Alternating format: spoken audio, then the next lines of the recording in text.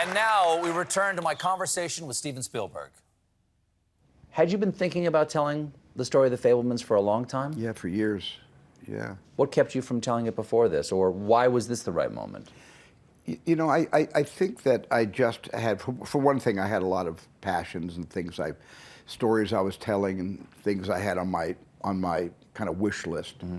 I wouldn't even call it a bucket list. It was just, I really want to make this kind of movie. I want to get into that genre. I want to do a movie about, you know, I want to do a movie about AI. I mean, I had all these other things, and I realized I kept putting segments of the Fabelman story into all of these other films.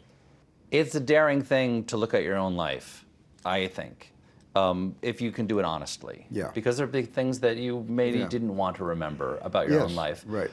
Is there any point where you said, this might be a mistake? Yes. I thought by telling a story about how I discovered my mom was having an affair of the heart with her and my father's best friend and my father's business partner was something that never had to be publicly, you know, expressed. And I had a lot of second thoughts about that. But to his credit, Tony Kushner continued to say, that is the MacGuffin of this movie. That is the center ring in the circus of your life. That is the center ring. And that's where you're going to be flying through the air on a trapeze, and there's not going to be a net. And I think you can afford, with all your success, to possibly slip and fall to your death. And don't worry about that, because you've earned the right to tell the story. It's a brilliant movie. I think it's very beautiful. Mm-hmm. That might be the greatest moment in it, though, is the moment of discovery, where Sam, without words, in the purest filmic way, discovers something through the lens of his camera. That's right.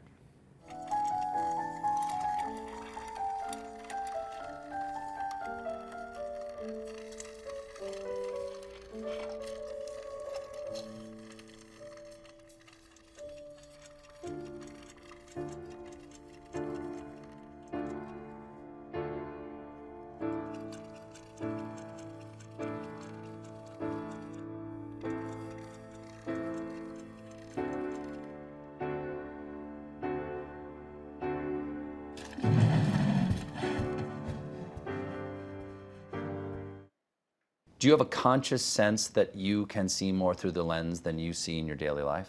Yes. Because I obviously observed my mom's behavior, how she lit up when she was around, you know, Bernie. Mm-hmm. And I never thought there was anything untoward about that. I never was suspicious about that. It just, my mom had a best friend who happened to be my dad's business partner. But somehow when I put a aspect ratio around that and looked through my little Bolex 8mm camera and took it home and started cutting all the little camping trip film together, the film told me the truth where my eyes couldn't perceive it. And so it was something I couldn't see as a human interacting with my mom and dad and Bertie walking, on these camping trips. But somehow on that little teeny ground glass screen of the movie editor, I saw something that I never saw with my own eyes. What was it like to step onto the set for the first day with Paul Dano and Michelle Williams as your mom and dad?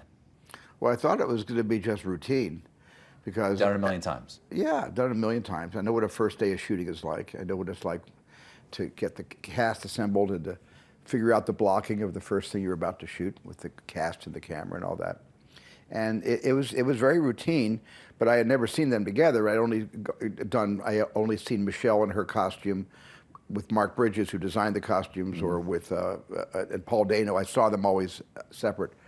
But on the first day of shooting, Mark Bridges came over to me and said, "I've got Paul and Michelle here, in their hair, makeup, and costumes." And I was talking to, I think, Christy. And so I turned around, and there was my father and my mother, and I just burst into tears. I mean, just like that. I didn't even think about it. It just happened.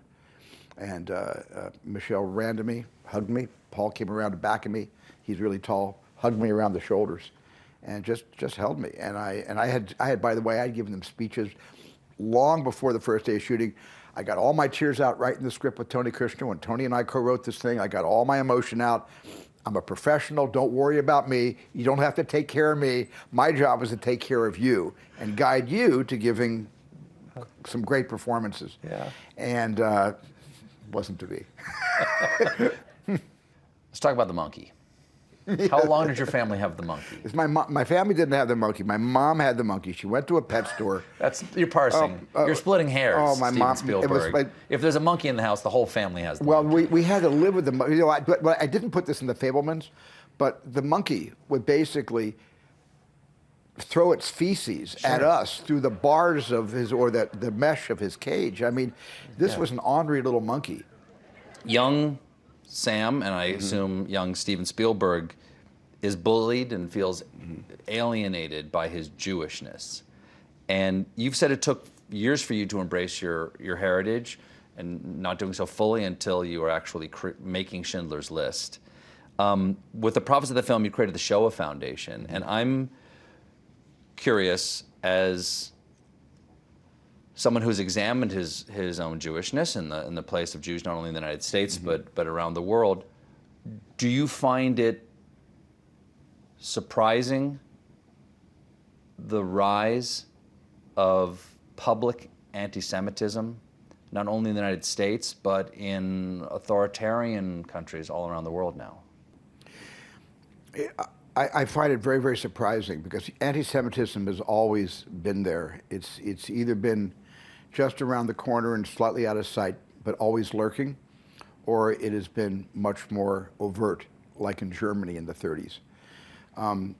But not since Germany in the 30s have I witnessed anti-Semitism no longer lurking, but standing proud with hands on hips like Hitler and Mussolini, kind of daring us to defy it. I've never experienced this in my entire life, especially in this country. It's disturbing, it's heartbreaking. Do you have any theories as to why it's raising its ugly head? Somehow the marginalizing of people that aren't part of some kind of a majority race is something that has been creeping up on us for years and years and years. And somehow, 2014, 2015, 2016, hate became a kind of membership to a club that has gotten more members than I ever thought was possible in America. And hate and anti-Semitism go hand in hand. You can't separate one from the other. As one of the greatest communicators in the world, what gives you hope that the gambit that is divisiveness and hate and anger as a political policy, that it will not succeed? What is the countervailing message to that you would want to say? I just think, without painting a naive portrait of myself sitting here talking to you, and to quote Anne Frank, I think she's right when she said, in most people there's good, that she saw good in most people. And I think essentially at our core there is goodness and there is empathy. When we come back, Steven Spielberg and I are joined by legendary composer, the great John Williams. Stick around.